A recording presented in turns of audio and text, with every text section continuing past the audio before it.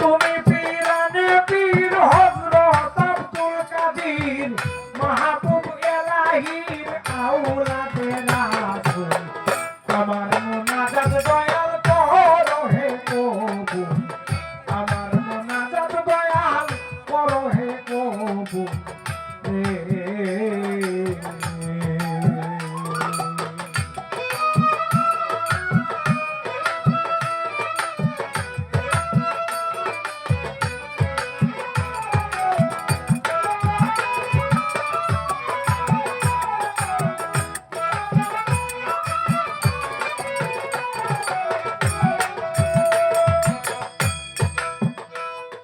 দয়াল গো তোমার কাদরিয়া তরিকায় দাখিল হয় যে জনায় অবশ্যই ক্ষমা পায় জীবনের সব ভুল।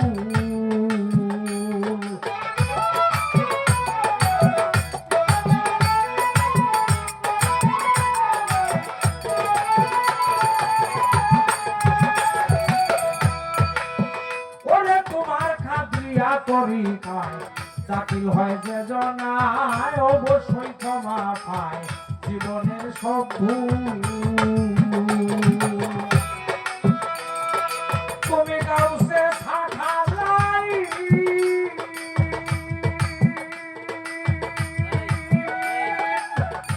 গাউসে সাখালাই প্রতিষ্ঠা করেছো আইন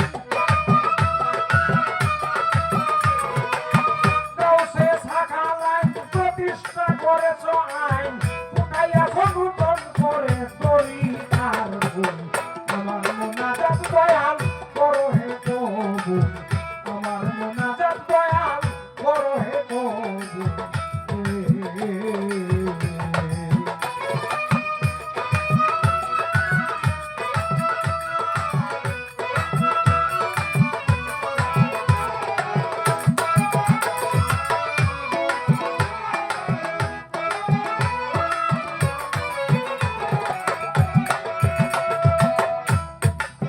প্রশ্ন আমার কাছে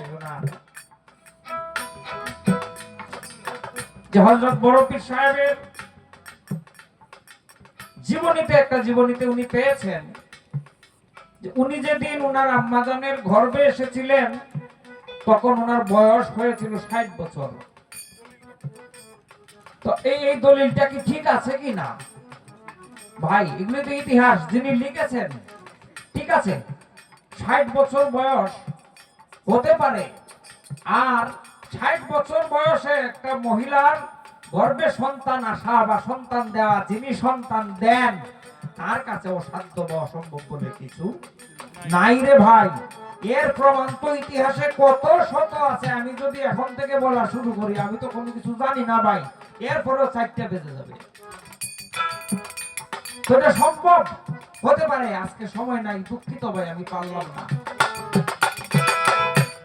দ্বিতীয় প্রশ্ন, উনি একদিন নামাজ আদায় করছিলেন, এমন সময় একটি সর্প এসে উনার গায়ে 69টা ছুবল দিল। ভাই এটা সর্প না, এটা একটা জিন ছিল।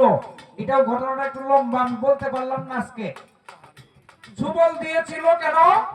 উনি যখন প্রশ্ন করেছিলেন যে তুমি এখানে কেন আসছো, জিনটা বলেছিল হুজুর এই কারণে আমি এই সমস্যায় ভুগতেছি, আপনার পবিত্র বদনে আমার ঠোঁট দ্বারা স্পর্শ করার কারণে আমি সমস্যা থেকে সমাধান পেয়ে গেছি। এটা আমি বলতে পারলাম না ভাই, দুঃখিত। ও দয়াল গো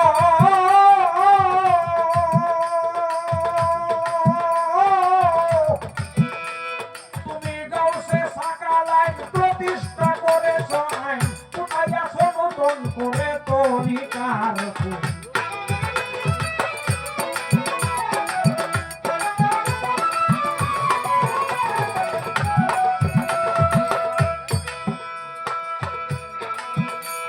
দয়াল রে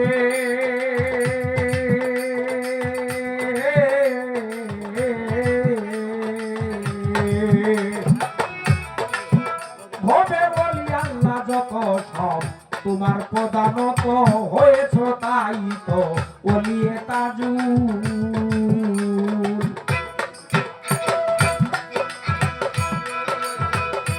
তোমার দেওয়া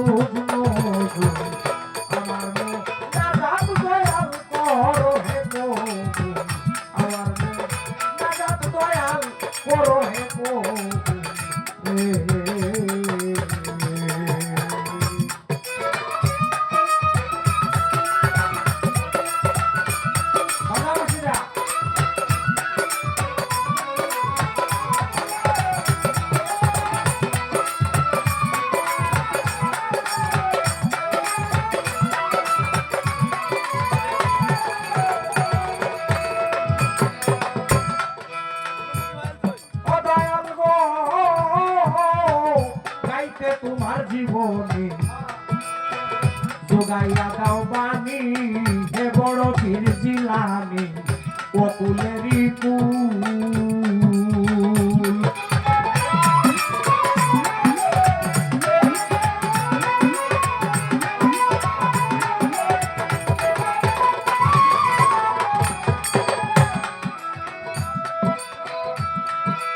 দয়াল গো গাইতে তোমার জীবনে যোগাইয়া দাও বাণী হে বড় পীর জিলানী অকুলেরই কুল ও বাউল আর জানা আরে বাউল ললিত মিয়ার জানা তোমার ভক্তের নৌকা ডুবে না